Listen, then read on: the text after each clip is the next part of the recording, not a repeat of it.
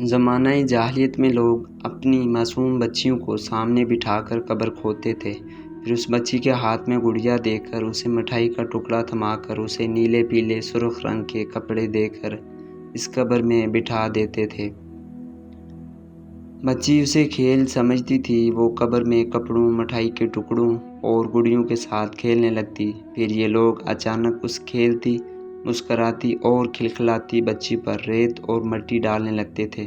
بچی شروع میں اسے بھی کھیل ہی سمجھتی تھی، لیکن جب ریت اس کی گردن تک پہنچ جاتی، وہ گھبرا کر اپنے والدہ کو آواز دیتی، لیکن ظالم باپ مٹی ڈالنے کی رفتار میں اضافہ کر دیتا تھا۔ یہ لوگ اس کبیرہ عمل کے بعد واپس آتے تھے تو ان معصوم بچیوں کی سسکیوں کی آوازیں گھر کے دروازے تک پیچھا کرتی تھیں، لیکن ان ظالموں کے دلوں پر تالے تھے، ان کے دل نرم نہیں ہوتے تھے۔ بعض لوگ ایسے بھی تھے جن سے اسلام قبول کرنے سے پہلے ماضی میں ایسی غلطیاں بھی ہوتی تھیں کہ ایک نے واقعہ سنایا کہ میں اپنی بیٹی کو قبرستان لے کر جا رہا تھا، بچی نے میری انگلی پکڑ کر رکھی تھی، وہ باپ کے لمس کی وجہ سے خوش تھی، وہ سارا راستہ توتلی زبان میں مجھ سے باتیں کرتی رہی، وہ مجھ سے فرمائش بھی کرتی رہی اور میں سارا راستہ اسے اور اس کی فرمائشوں کو بہلاتا رہا۔ میں اسے لے کر قبرستان پہنچا، میں نے اس کے لیے قبر کی جگہ منتخب کی، میں نیچے زمین پر بیٹھا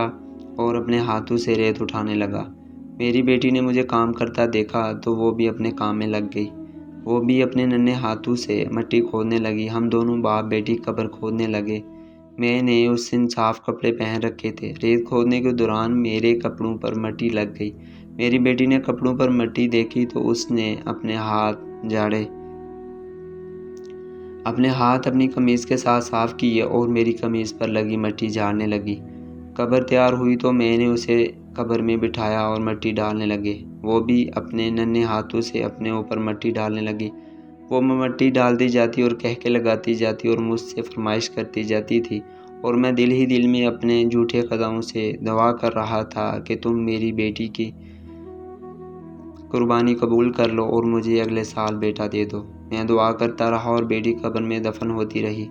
میں نے آخر میں جب اس کے سر پر مٹی ڈالنی شروع کی تو اس نے خوفزدہ آنکھوں سے میری طرف دیکھ رہی تھی اور مجھ سے توتلی زبان میں بولی، ابا آپ پر میری جان قربان، آپ مجھے ریت میں کیوں دفن کر رہے ہیں؟ میں نے اپنے دل کو پتھر بنا لیا اور دونوں ہاتھوں سے تیزی سے قبر پر مٹی ڈالنے لگا۔ میری بیٹی روتی رہی، چیختی رہی، دہائیاں دیتی رہی، لیکن میں نے اسے ریت میں زندہ دفن کر دیا۔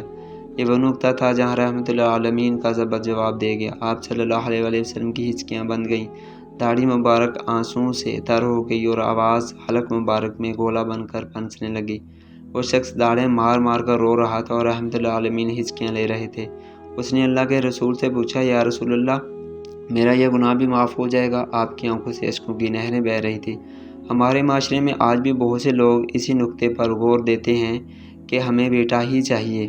ان سے اپیل کرتا ہوں، خدارا ایسی گندی سوچ کو ختم کر دے۔ دیکھا جائے تو لڑکیاں ہی ہوتی ہیں جو ماں باپ کی اصل قدر کرتی ہیں۔